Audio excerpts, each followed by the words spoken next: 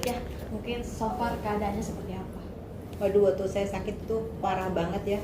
Saya kena dulu ya tahun 2020 bulan Agustus tanggal 1 ya. Saya itu sakit di rumahnya Raffi Ahmad. Udah gitu saya dapat serangan stroke di situ. Betul. Tapi tidak dibawa ke rumah sakit, dibawa ke tol. Ngerem di mobil itu dia ngebut ngerem sampai saya muntah-muntah. Saya bilang tolong, akhirnya saya dibawa langsung ke rumah. Padahal waktu itu Nagita dan Raffi mau bawa saya langsung ke rumah sakit. Padahal saya nasabah Prof. Yusuf Misbah dari Abdi Waluyo. Tapi saya dibawa ke dia ke PON. Sampai di PON karena saya pasien baru, saya dianggurin, saya pengen nangis. Udah gitu saya dimasukin di kamar sama dia. Waktu itu dari ada COVID, saya dikunciin di kamar itu, saya gak dibantuin apa-apa. Gitu ceritanya. Sampai akhirnya saya datengin dokternya juga nggak itu, saya nggak diinfus, tidak apa-apa. Udah gitu saya diemin aja, saya dikasih malah dokter epilepsi. Padahal dia tahu banget bahwa saya pasien Prof. Yusuf Misbah Abdi Waluyo, dan Prof. Yusuf waktu itu praktek. Waktu itu saya dibawa pulang ke rumah, sampai di rumah itu keluarganya berderet semua. Ya jadi cuma hai gitu-gitu aja. Saya benar-benar itu saya sedih banget. Sampai anak saya bilang, tolong mama maunya Prof. Yusuf, karena data saya di Prof. Yusuf Misbah di Abdi Waluyo dan MNC. Sengaja saya dibawa ke rumah sakit baru. Memang itu PON, rumah sakit PON, tapi di rumah sakit PON itu saya dimasukin di kamar, dikunci di kamar, dan saya tidak dapat pertolongan pertama waktu itu. Oke, Mbak Anggi, kan yang kita tahu kan waktu itu kan Mbak Anggi bertamu ke Andara ya, Iya. untuk kalau nggak salah meeting atau apa untuk membicarakan suatu proyek dengan Raffi dan Mbak Gigi sendiri. Mungkin kondisi di situ sendiri, Raffi sendiri apakah memang tidak kan mau membantu, apakah sempat ditolak sama Mas Ferry atau seperti apa sih? Oh, memang ditolak. Jadi gini, waktu itu saya karena COVID ya, keadaan perusahaan saya juga agak kacau. Udah gitu akhirnya saya waktu itu ada AFS Suzuki Cup, yang mana RCTI waktu itu mau ngadain rerun. Saya mau ngomong sama Raffi tentang itu. Sebelum pergi ke rumah Raffi itu, dia memang udah males-malesan dan kerjanya memang tidur terus. Saya bangunin. Saya bilang saya berangkat sendiri, dia tetap pengen ikut. Pas dia ikut itu, nah akhirnya di rumah Raffi itulah kelihatan saya dipecandain, saya udah kena stroke, ngomong saya peloh dipecandain. Raffi lagi masuk ke dalam sama Nagita. Terus pas tahu saya itu shock, Nagita langsung bilang gitu, bawa. Saya pikir saya langsung dibawa ke rumah sakit, saya langsung bilang nggak usah biar saya sendiri gitu. Nah di mobil itu dia banyak telepon nggak tahu kemana, tapi saya tidak bawa ke rumah sakit, saya dibawa muter-muter. Dia teleponin semua orang di situ. Kelihatan banget ya di situ motivasinya apa ya. Di situ saya bingung, itu dia jahat banget, benar-benar. Tapi waktu itu saya mau ngomong apa ya gitulah jalan hidup saya. Tapi ya mungkin emang suratan ya. Gak apa-apa sih. Bagi saat itu Oke. Mas Ferry Rawasdi masih sebagai suaminya kan? Iya. Nah, itu saat itu memang sudah kurang baik apa gimana di saat sudah mulai stroke itu? Jadi sebelum itu saya nggak sakit stroke, cuman emang dia tuh nggak ada kerjaannya, dia pengangguran, kerja tidur mulu. Kalau saya bangunin, dia tuh suka marah, dia bangunnya siang terus. Begitu, tapi apapun saya mesti pamit sama dia. Akhirnya saya pamit sama dia bilang saya mesti ikut. Di situ males-malesan. Waktu dia pergi tuh emang semua ditendang-tendangin, dan mobil juga udah malah ngebut ngerem. Emang biasa dia gitu, dia punya sifat yang tidak baik. Kalau dia kesel itu semua ditabrak-tabrakin mobil saya untuk baru ganti mobil itu ditabrak-tabrakin semua. Lumayan hancur sih gitu. Oke, sampai akhirnya proses cerai itu sudah mulai ada stroke apa belum? Itu masih sehat walafiat atau seperti apa? Ya karena saya stroke itulah. Saya stroke itu akhirnya dia bilang saya tinggalin kamu urus diri sendiri. Oke. Makanya saya pikir oh iya nggak apa-apa. Nah disitulah saya berpikir, dia bilang rasain kata gitu. Yang bikin saya agak kecewa itu mau lebaran seminggu, dia bilang ya syukur lo punya duit, tapi lu rasain lu akan susah. Itu dia omongin saya. Oke. Gitu. Oke, kan sudah berlalu ya Mbak gitu. Iya, Nah, saya- memang menyimpan luka pastinya kan. Oh iya, apalagi Menyimpan sedih dan Prof. Misbah juga dokter saya nangis waktu meluk saya. menyimpan trauma juga pastinya kan, tapi sudah berlalu. Iya. Sampai akhirnya Mbak Anggi bisa bangkit. Nah, prosesnya seperti apa sih proses bangkit itu sampai gue mau nggak bisa kayak gini nih, gue harus bangkit ya, harus fight nih gitu, kembali nih. Jadi saya bangkit itu waktu itu pas segitu, saya setelah setahun saya kena stroke, saya kena COVID. Di situ dia balik ke saya, udah gitu ternyata dia kaget bahwa saya bisa sembuh dari COVID. Semua orang bilang saya akan lewat, kan saya dirawat di rumah sakit 2 minggu waktu itu. rumah sakit Surati Suroso, itu udah parah banget ya, saya juga udah pasrah banget. Tapi begitu saya sembuh gitu, dia kaget juga, langsung dia tinggalin saya lagi. Jadi waktu saya pertama kali kena stroke, dia tinggalin saya. Begitu saya begitu saya kena COVID, dia datang, dia tahu saya sakit, tapi begitu saya sembuh, ditinggalin lagi. Gitu. Tapi bagi saya ya udah. Jadi saya bangkitnya itu setelah saya lihat wartawan-wartawan itu semua masuk TV, udah gitu dia mengaku bahwa dia terzolimi sama saya. Saya udah kaget banget, gimana terzolimi, saya bangun aja nggak bisa, jalan saya aja ngesot ya kan. Udah gitu semua juga saya dibikin kayak orang bodoh. Saya di rumah sakit Abdi Waluyo sama Prof Yusuf juga bilang, lah kamu di rumah sakit, kenapa kamu tiap malam saya suruh pulang sama dia, dibawa pulang, saya mesti bawa rumah sakit, sampai dibawa ke rumah saya, sampai di rumah juga saya udah kayak orang bodoh, di kamar saya dikunci, begitu dia keluar handphone taruh ke kamar saya, di PC-PC di rumah saya sama keluarganya semua. Di situ saya merasa nggak ada arti buat hidup saya gitu. Sampai saya jatuh lagi, saya sempat jatuh gitu, tapi udah masa lalu gitu. Tapi Mbak, apa akhirnya terpikir untuk lebih baik saya berkreasi aja lah lewat film atau apapun gitu, dan apakah di situ juga ada bantuan Raffi atau Nagita untuk fight juga untuk film? Enggak, sama sekali enggak. Jadi cuman saya sempat bilang sama Raffi, Fik, ada itu mohon maaf Mbak Anggi, saya nggak bisa ngomong apa-apa. Dia bilang langsung dia dibawa ke rumah sakit. Kalau memang tidak, saya nggak berbicara apa-apa karena dia punya kuasa di situ gitu. Ya saya sih mau diapain ya? Saya bilang ya udah, mungkin jalan hidup saya di situ ya. Ya memang di sini saya juga kaget, Allah masih kasih saya panjang umur. Dia pikir saya juga pikir mati kali ya. Sebelum dia pergi ninggal saya, dia bilang mana buat saya. Memang ada sesuatu yang diincar dari saya, tapi betul saya bilang kalau saya mati kamu akan dapat, tapi saya tidak mati, mohon maaf ya. Saya bilang dari situ akhirnya saya mulai bangkit di situ. Dia tinggalin saya berdua anak saya, pembantu saya, satpam saya semua diberhentiin sama dia. Itu lebaran saya cuma berdua anak saya, sampai satpam saya seluruh keluarga datang ke rumah saya lebaran sama satpam saya dan anak-anaknya gitu. Bu Anggi, sekarang kondisi kesehatannya seperti apa? Sekarang udah agak lumayan ya, walaupun belum totally 100%, mungkin sekitar 70% sih oke lah. Tapi jangan masih susah. Oke, di tengah keterbatasan kesehatan yang Maggie kan, Mbak juga sempat memproduksi film sendiri. Apa sih Mbak yang jadi motivasi besar akhirnya kembali memproduksi? Jadi gini, saya itu pas kena stroke itu, terus gitu tahun 2023 saya juga ada orang juga datang ke saya. Saya juga waktu itu saya pikir saya udah parah banget, terus gitu saya bilang uang juga susah. Taunya ada mujizat juga tanah saya laku gitu, alhamdulillah ya. Lagi susah ada juga bayang-bayang itu ya. Begitu tanah saya laku, pegawai saya juga beberapa dirumahkan gitu kan. Terus akhirnya saya pikir wah alhamdulillah nih. Akhirnya saya bikin acara, saya bersyukur sama Allah gitu kan. Akhirnya ada yang nawarin saya bikin film lagi, karena saya kan udah bikin 2 film sebelumnya. Pertama Bang Deddy Miswar, Identitas, saya dapat 7 Piala Citra. Begitu saya bikin The Police, yang main itu ya mantan saya itu, disitulah dia mendekati saya. Waktu itu saya jadi produser juga. Terus gitu, yang ketiga itu baru saya bikin Peletali Pocong sama MD, Mama Karen sama Pak Manoj. Alhamdulillah saya bersemangat juga, walaupun saya lebih parah juga, masih pakai kursi roda kemana-mana. Tapi saya berambisi, saya pikir saya menyukai. Kenapa itu? Jadi saya punya motivasi dan saya menyukai. Walaupun pada akhirnya di film itu ya mungkin nggak biologi amat ya, cuman karena saya tidak teliti aja bahwa itu udah dijual ke ke Malaysia, kemana saya tidak dapat waktu itu. Gitu. Tapi nggak apa-apa. Saya pikir yang penting saya bisa bangkit. Gitu aja sih. Oke, Bang, sampai akhirnya sekarang lagi produksi baru lagi nih ya? Oh iya. Berarti iya. nggak berhenti ya, terus akan produksi ya. Iya. Apa nih yang terbaru nih? Yang terbaru saya bikin Jumitan Edan. Insya Allah akan tayang di semua bioskop tanggal 23 Juli tahun 2026 gitu kan. Hari Kamis, jangan lupa ya pada nonton ya. Semua di SX1, Cinepolis dan di CGV.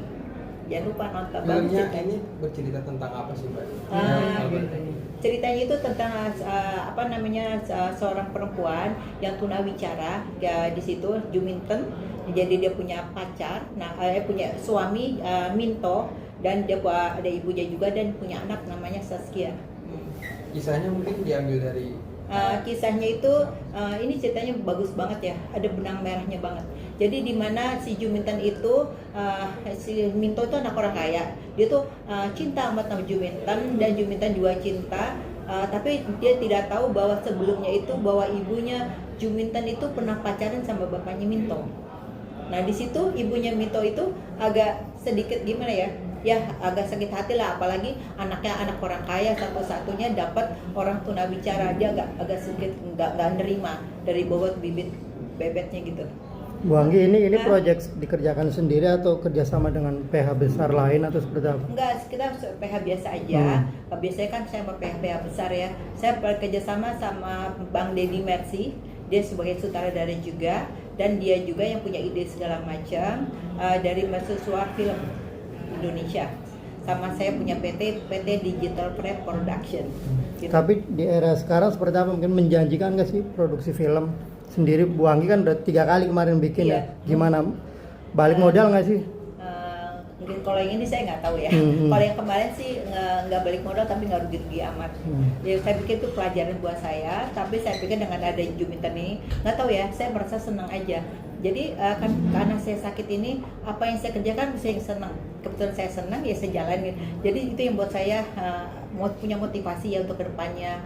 Kalau memang ini sukses saya mau ngapain gitu kan, mungkin saya mau jadi kemarin saya baru buat masjid cuma di Sukabumi, mungkin di Jakarta saya akan buat. Saya bisa lebih berguna untuk yang lain, saya pikir gitu. Bu Anggi, dengan kondisi yang masih belum sehat total, terganggu nggak sih ketika ada pekerjaan besar seperti ini membuat produksi sebuah film nih? Terganggu nggak mungkin? Atau waktunya dibatasin atau seperti apa? Sempat ini ya, terganggu sih enggak, cuman malah di sini saya agak over karena saya biasanya kerja semuanya saya merasa ambisi banget ini bisa begini karena saya pernah kerja sebagai marketing dan sales di TV, di SCTV, di RCTI. Saya merasa oh ini saya bisa gitu. Jadi di situ untuk teman-teman saya juga dukung saya sampai mereka bilang lu sih gila yang hobinya bikin film. Itu banyak banget yang bilang ya bos-bos ya. Untuk Bu Harsi Ahmad juga seneng banget, dia bilang Anggi film lo mudah-mudahan ini ya, gue pengen nonton kamar gue masih pestain anaknya kawin nanti tanggal 18, mungkin dia nggak bisa datang tapi dia pasti akan nonton. Dan Ibu Ati juga dari Trans TV juga gila lo ya, tapi gue seneng, lo seneng apa yang lo buat emang udah jalanin gitu ya. Mudah-mudahan bismillah aja, doain aja ya. Bu Anggi, artinya untuk cast sendiri, bisa bicara soal cast, ikut terjun juga nggak sih untuk memilih para cast yang meminta Juminten Edan ini? Saya ikut juga. Saya disuruh pilih sama Bang Deddy, saya berdua aja. Jadi ceritanya tuh lucu ya. Bang Deddy tuh lagi di Mekah, telepon saya, Bu, saya mau buat film. Oh, film apa? Ini saya sebulan di Mekah kayak gitu. Saya mau kerjasama sama ibu doang. Begitu dia cerita gini-gini, oh saya mau. Udah langsung saya bilang mau, ya udah gitu. Jadi situlah saya begitu tes waktu Mecha Amira, saya dikasih tahu nih perannya ini. Terus saya datang juga, oh nih Dimas Aditya. Saya ada sih syutingnya pun saya ikut ke Jogja, ke Demak gitu, saya ikut semuanya saya ikut. Dengan keterbatasan komisi, ibu tetap ikut. Saya sama tim saya, orang kantor saya ikut. Saya suka sih. Kalau suka lain ya. Genrenya apa sih Bu? Genrenya itu horor, tapi kebanyak dramanya juga sama action. Jadi trailer horor. Bu Anggi, artinya kan banyak mimpi Bu Anggi yang masih banyak nih, besar lah, membuat sebuah film nih banyak. Tapi dengan kondisi masih stroke gini, sempat nggak mengalami stres atau ya depresi atau aduh harusnya gue jangan sih, begini nih. Udah pasti ada lah stresnya gitu ya, gimana ya, kadang-kadang kita merasa tuh kita dulu kan kerjanya apapun bisa kita jalanin, tapi di sini begitu saya dapat partner saya, dia nggak ngerti promosi. Saya bilang teman-teman saya untuk bos-bos TV kayak Bu Artin, kayak Ati, kayak Mbak Kanti atau itu Bos Siwi, kenapa nggak kamu yang pegang? Tapi mereka nggak percaya sama saya karena keadaan saya begini kan. Jadi pas dia jalan itu Bang Deddy bilang, Bu saya gini-gini, ya udah. Akhirnya saya dengan networking saya juga ngadain sendiri gitu. Saya bantuin juga untuk promosinya. Ya insya Allah ya mudah-mudahan masyarakat bisa tahu. Oke. Ini kan kalau kita lihat kan tidak akan pernah berhenti memproduksi ya, Betul. berkarya ya kan, karena kan tadi kan Maggie bilang bahwa saya senang gitu Iya. kan. Terpikir gak sih suatu next gitu untuk bikin kisah hidupnya sendiri. Itu pernah ya, saya pengen bikin kita hidup saya, karena hidup saya itu sebenarnya tidak ada masalah sama hidup saya, mulus-mulus saja tadinya, saya pakai bahagia banget gitu kan ya. Tapi begitu saya bikin film kedua, saya ketemu itu orang artis itu, aduh parah banget, ternyata dia punya motivasi tersendiri, terselubung, dan anehnya mereka sekeluarga itu. Wah, parah ya. Saya begitu ibu bapak saya meninggal, saya udah layangan putus. Begitu ibu saya masuk emergency, semua dimintain ya, motor lah, BPKB. Saya pusing, karena saya nggak pusing waktu itu. Saya pikir rezeki ibu saya itu orangnya baik banget. Jadi rezeki itu kamu bisa berbagi rezeki. Mungkin dia nggak bisa kasih rezeki apa kamu, tapi dia bisa backup, bisa membantu kamu segala macam. Ternyata itu tidak sesuai dengan yang ibu saya bilang ya. Gitu. Ya gitulah, seru sih. Namanya jalan hidup. Ya mudah-mudahan ya, apalagi dia juga kan masih punya utang banyak sama saya, parah banget. Nah itu after itu juga nggak pernah ada komunikasi lagi ya kan, permasalahan utang atau menang gitu seperti apa? Gitu, waktu dia di penjara itu, ibunya sama adiknya sudah datang ke saya, pinjam duit sama saya. Ya untuk bayar kalapas lah, untuk apa, buat nyolong gitu. Datang. Dan Bagi masih bersedia. Nah di situ saya tadi nggak mau ketemu ya, cuma satpam saya cuma kan dia ditinggal masih 12 tahun, jadi banyak masuk gitu, nggak bisa nolak gitu, kayak gitu loh. Kayak gitu, akhirnya saya pikir ya udah. Nah waktu itu memang saya juga berpikir gini, mungkin kalau saya lebih baik sama itu, dia saya lebih baik ya, ternyata nggak ada berubah. Jadi saya berkesimpulan yang memang watak dan sifat itu sama. Apalagi pas perjalanan itu ya udah macam-macam itu, sampai anak saya bilang, mama ternyata memang dia tidak baik gitu kan. Sampai saya bawa dia ke Mekah loh, dia masih bilang sama orang, saya di ini sama, dia bilang, oh saya di endorse, padahal tuh asis saya yang bayar. Anak saya di Amerika tuh datang pengen pergi ke Mekah, saya bayarin, ternyata dia tetap ngambil kamar yang lebih besar, padahal semua kita bayarin ibunya dia, tapi jahat. Menyesal nggak sih Bu Anggi? Saya menyesalnya gini, ternyata selama perkawinan saya banyak penyelewengan yang dilakukan. Itu yang saya kaget banget. Yang mana suaminya itu bicara sama saya, jadi perkawinan saya itu tiap tahun itu ada penyelewengan sama dia, di mana ceweknya itu istri orang bisa ke rumah ibunya itu. Saya bingung, ya antara ibunya sama anaknya bisa kerja sama gitu. Saya di situ saya langsung dan saya bilang jahat banget. Itu ya, jahat bukan saya ingat-ingat lagi, bagi saya udah semua udah. Oke, Bagi rezeki, kan Bagi bilang bahwa rezeki itu pasti akan kembali kan. Betul. Rezeki. Berarti berusaha untuk menutup yang lalu lah ya, kita buka Betul. ke depannya. Betul. Satu keinginan Bagi untuk Juminten Eden ini apa sih? Saya pengen Juminten Eden ini disukai semua rakyat Indonesia. Insya Allah misalnya ada lebih yang saya dapat, saya bisa berbagi sama orang lain. Mungkin di situ bisa menjadi kebahagiaan buat saya. Karena saya pikir nggak segampang itu dengan zaman sekarang ini. Mungkin dengan hobinya saya ini, masyarakat juga ini mungkin melalui Allah dari masyarakat ini saya bisa berbagi ya nanti ke depan, insya Allah ya, feeling saya gitu. Berarti tidak akan pernah berhenti ya memproduksi habis Juminten, nanti ada lagi ya. Ya insya Allah ya, kan saya juga kaget ya, Juminten itu nggak sampai setahun ya, mungkin itu lancar semua loh, bener. Dan yang mainnya juga bagus-bagus ya. Bismillah gitu kan, senang saya lihatnya juga. Siapa yang jadi Juminten? Jadi Jumintennya Meisya Amira yang kebetulan dia main di Almarhum, sama yang jadi Mintonya itu Dimas Aditya, yang anak itu Sharon. Mbak Andi, terakhir adalah untuk kondisi sekarang mungkin apa yang menjadi kesulitan mungkin untuk yang susah? Iya, yang Ya ruang geraknya Iya. atau apa? Ya ruang geraknya ya paling sakit itu tangan tuh belum sembuh benar. Dan kaki juga belum, tapi alhamdulillah tidak pakai kursi roda lagi. Kalau dekat-dekat bisa, walaupun jalannya masih agak gimana gitu kan. Saya juga dibantu sama sensei. Terus alhamdulillah saya juga udah berobat ke Singapura. Saya udah stem cell juga. Mungkin di situ yang pikir otak saya agak lumayan mungkin ya. Karena saya berobat itu udah kemana-mana ya, bukan habis kecil juga ya. Saya udah di Kencana di stem cell, sekali stem cell 150 juta. Walaupun saya dibilang dia biar mampus ya, tapi alhamdulillah Allah tuh sayang banget saya. Benar, saya kaget banget. Saya tuh sampai saya itu ketemu sama siapa Ruben Onsu tuh baik banget sama saya. Tadinya saya tuh kayak bukan nggak move on nih, kok ada orang sejahat itu ya, saya sampai bingung. Maka akhirnya pas Ruben ketemu saya, kakak katanya saya aja nggak bisa ketemu anak saya. Oh ya lu masih nggak ketemu anak, dah gue dibilang nggak, lu punya uang nggak bisa kemana-mana, dibikin cacat kan gila ya, kayak gitu. Berarti untuk kondisi tangan sama kaki berapa persen sih bisa gerakin gitu Mbak? Ya ini sih ini ya, tapi masih kaku gini. Ini mungkin sekitar berapa ya? 70%-an. 70%. Bu Anggi artinya kan masih berobat kemana-mana sampai ke Singapura, apa masih ada harapan untuk sembuh total. Kemarin ini makanya saya alhamdulillah ya, saya ketemu konglomerat juga. Dia bilang sama saya, ini kamu ikut datang saya datang ke hotel di dekat Plaza Senayan situ. Terus saya ketemu juga sama Sinse, profesor. Dia bilang ketemu sama saya, terus saya di itu masih bisa sembuh katanya. Itu alhamdulillah banget. Saya pengen nangis waktu itu. Terus dia bilang, tapi kamu masih sebulan tinggal di Cina. Ya mungkin saya akan menjalani itu pelan-pelan ya, doain aja.